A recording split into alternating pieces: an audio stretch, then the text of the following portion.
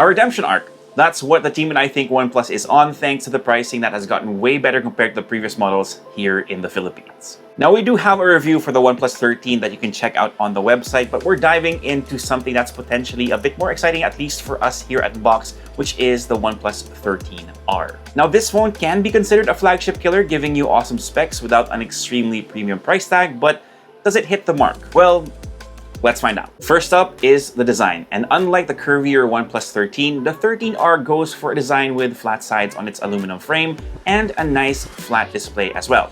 Now, our unit here is a sleek black, and thankfully, it has this satin finish that doesn't attract fingerprints like crazy.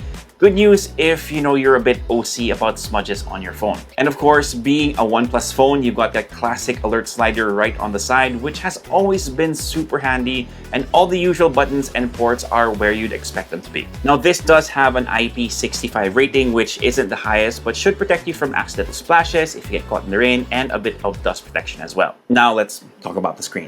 It's at 6.70 inches, AMOLED panel. No surprises here, 120Hz refresh rate using LTPO tech. Same size as last year's model, but it feels different mostly because of the flatter, boxier design of the phone. The bezels, super slim, just like you want it to be on a phone that feels premium, and this gets bright. 4,500 nits of peak brightness on paper. That means that you can use this phone at the peak of summer right now in the Philippines, because this does get bright enough for outdoor use. Like right now, it's at 20%. It also ticks all the right boxes for a great viewing experience. Again, adaptive refresh rate, so it's smooth when needed but saves battery otherwise. It supports HDR10 Plus and Dolby Vision for all your content consumption needs. It's also paired with really good stereo speakers. Now, one thing to note here is that this uses Gorilla Glass 7i, which to my understanding isn't as strong as Gorilla Glass Victus, but should be okay for your everyday use. Just don't go on dropping your phone for no reason. Now, cameras are often where flagship killers make the most compromises, and while that is the case with the 13R, no hassle Vlad co-branding here, OnePlus did something really great with this phone. Because, do you remember, they put a 2-megapixel macro camera on the 12R, which thankfully is gone. Instead, you have a 50-megapixel telephoto camera with 2x optical zoom. This, for me, is a huge upgrade and really makes the 13R feel more like a serious contender in this price bracket. So, how did it perform? We actually used this phone to cover a few events like the Honor of Kings Invitational, and honestly, it delivered. That new telephoto lens is great for getting closer shots when you can't physically move, but take note, it doesn't have OIS, so it might be hard to get crisp shots in low light scenarios. For the main camera, it uses a Sony sensor and it's pretty solid. It captures great details, handles different lighting conditions well, giving you good dynamic range. The ultra-wide, well, it's the same 8-megapixel one that we saw last year, so you will see a bit of a dip in picture quality. It's okay, it gets the job done, but let's be real, you'll be using the main and telephoto cameras more on this phone. Okay, so design is a bit of a toss-up depending on whether you like this design or not. The screen, solid.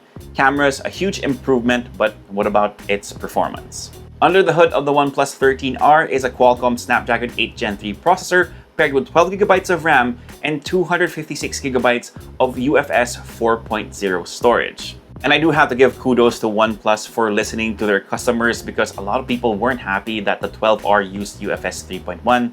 So again, thank you OnePlus for listening. On that note, I wish there was a 512GB option or maybe a micro SD card slot, but 256GB is probably enough for most people. That is something that you guys have to consider in case you use up more storage on your devices. Performance-wise, the Snapdragon 8 Gen 3, even though we're heading towards the middle of 2025, still performs very, very well. For the price, just under 40K, it still delivers fantastic value. Gaming shouldn't be a problem for the OnePlus 13R. I don't game so much anymore, but we've seen what the 8 Gen 3 can do. You can run Genshin Impact on this 60 FPS, no problem, even at the highest settings. In terms of software, you get Oxygen OS based on Android 15. This is still one of my favorite takes on Android because it's clean, smooth, and doesn't come loaded with a bunch of bloatware. And good news is that OnePlus is offering 4 major Android updates and 6 years of security updates on the OnePlus 13R, so you should be good until Android 19 if you don't switch up your phones on the regular and you take care of it. Okay, battery life. Inside this phone is a 6,000 milliamp hour battery, which gives you excellent battery life. In our battery benchmarks, it lasted over 18 hours, and just using it day to day, I could easily go through a full day and then some before needing to charge. And you are getting 80-watt wired charging on this, which is not the fastest, but still, that's not bad. I charged this for 20 minutes and it got me from 25% to 65%. All right, so let's try to wrap this up. Is the OnePlus 13R worth considering? Yes, it is, but there are a few factors that you have to think about. OnePlus did give the R series the upgrade it deserved, especially that more useful telephoto camera and keeping that top-tier processor and faster storage.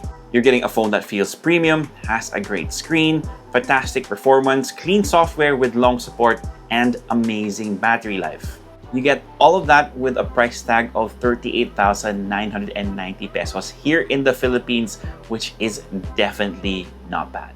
The biggest thing to consider here is the competition, because Poco recently released the Poco F7 Pro and F7 Ultra that delivers a bit more bang for your buck in terms of price to performance. As always, I suggest checking out our review of the F7 Ultra and our friend's review of the F7 Pro to see what really works best for you. But if you decide to get the OnePlus 13R or the OnePlus 13, it's available at Digital Walker. And that's pretty much it for this video. My name is Tito James. Peace, God bless, and I'll see you guys in the next one.